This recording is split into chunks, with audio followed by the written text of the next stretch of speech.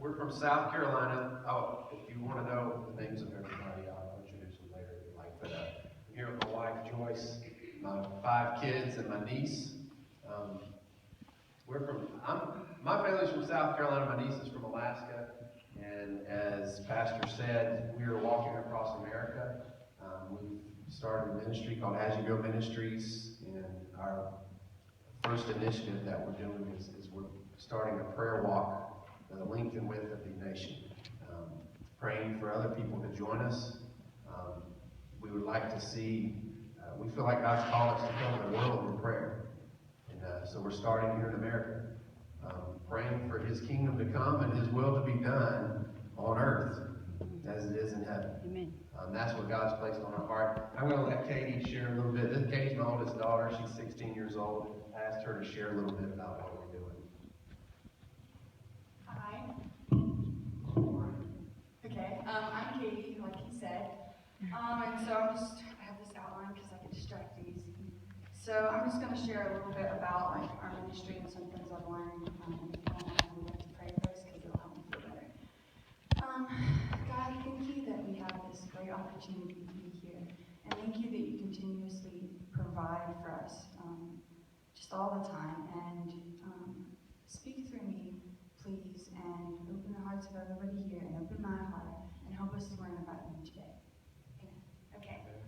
So, as he said, we're walking across America, and we started in Cape Henlopen, Delaware, and we're on our way to California on a trail called the American Discovery Trail. And so that's what we're doing, and I'm going to explain a little bit, I guess, about our heart behind it. So our ministry is a faith-based ministry, and to me, that basically means that we do God's will and He just does everything else, like everything else. So the coolest thing about this is, about a faith-based ministry, is that you learn pretty quick that worry is overrated. Like, you can worry all you want, but it does no good.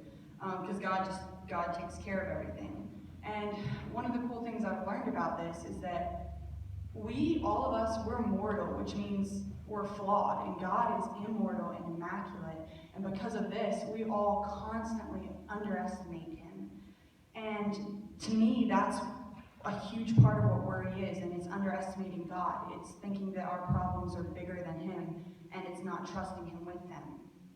And another way to underestimate Him is thinking that our problems are too small. And that is kind of one of the things I did at the beginning of this walk.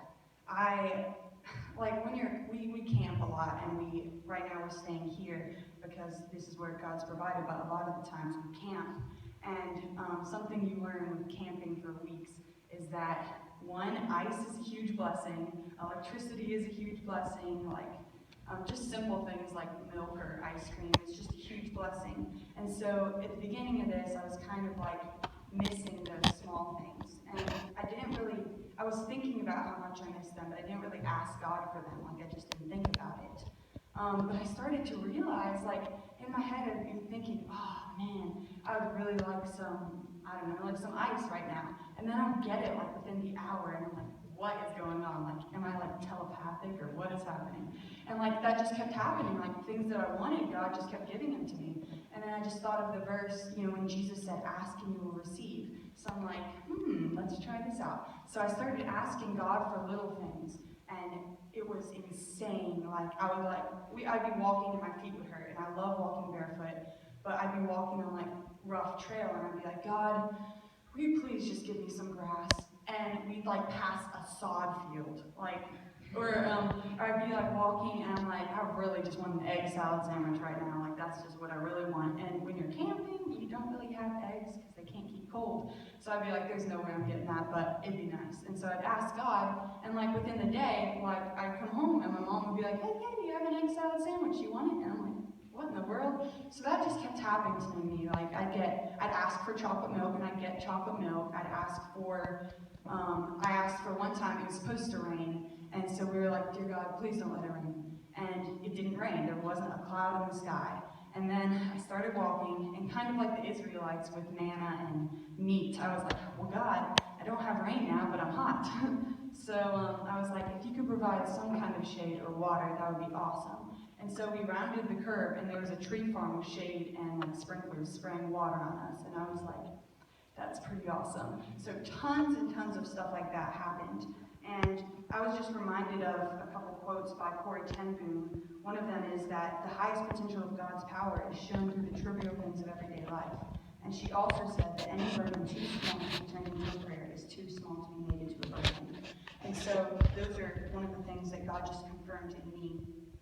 Another thing I learned, after praying for all this stuff and always getting it, I kind of got tired of praying. Like, I got tired of the instant gratification. So I was like, God, I don't want to ask you for things anymore because I know I'll get it. And for me, working and waiting for something is part of what gives it its value. So I was like, you know, it kind of was overrated to get whatever I wanted. So I stopped praying for all the little things. And I realized that I was just content with having not little things. And I realized that in getting everything I wanted, it took away one of my favorite parts about this walk, which is the discomfort of it. I've learned that I really like the discomfort because that's one of the ways in our discomfort is when God shows his power. Like when we are pushed out of our comfort zone, we're constantly meeting new people all the time, and that can be uncomfortable. Like after you meet like 20 new people, it's kind of like, you get like, I don't know, for me, I just get uncomfortable. And like I realize that when we are in discomfort, that's some of the times that God can work the best. And I was reminded of a quote by Francis Chan, who is a pastor in Southern California. And he said, God doesn't call us to be comfortable. He calls us to trust him so completely that we are unafraid to put ourselves in situations where we will be in trouble if he doesn't come through. And so throughout this whole thing, that's just what I've been reminded of, is that like really, if we're with God, there should be no uncomfortable situation because the creator of the universe is right there by our side. And those are just some of the small lessons I've learned along the way. And so I know that's not much about what we're doing, but I just figure it shares our heart. And so I'd like to share one verse that we actually read in Sunday school this morning. It's from Matthew 10:6. And it says, Jesus is talking to his disciples, and he says, "Go rather to the lost sheep of Israel," which is the disciples, that was their people. America, that's our people. And Jesus said, "As you go, preach this message. The kingdom of heaven is near. Heal the sick, raise the dead, cleanse those who have leprosy, drive out demons. Freely you have received, freely give. Don't take along any gold or silver or copper in your belts. Take no bag for the journey or extra tunic or sandals or a staff, for the worker is worth his keep."